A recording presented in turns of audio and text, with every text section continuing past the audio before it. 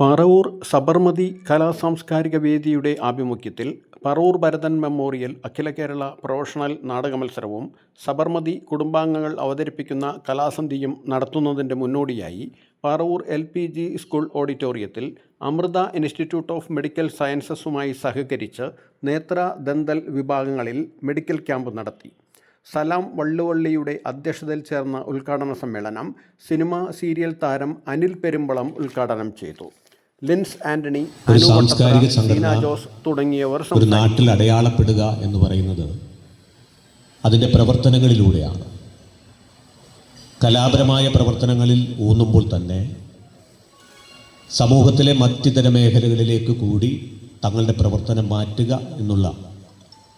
മാറ്റി തീർക്കുക എന്നുള്ള ഒരു ലക്ഷ്യം കൂടിയുണ്ട്. സാധാരണ കലാകാരന്മാരുടെ സംഘടന കലയുമായി ബന്ധപ്പെട്ടുള്ള കാര്യങ്ങൾ മാത്രം ഫോക്കസ് ചെയ്യുമ്പോൾ ഇവിടെ വ്യത്യസ്തമായി സബർമതി ചെയ്യുന്നത് ആരോഗ്യരംഗത്ത്, മറ്റ് സാമൂഹിക സാംസ്കാരിക രംഗത്തൊക്കെ തന്നെ ശ്രദ്ധ ചെലുത്തിക്കൊണ്ട് സബർമതിയുടെ ലക്ഷ്യവും അതിൻ്റെ പ്രവർത്തനങ്ങളും ജനങ്ങളിലേക്ക് എത്തിക്കുന്ന മഹത്തായ ഒരു കർമ്മത്തിന് ഇന്ന് നമ്മൾ തിരിതെളിക്കുകയാണ്.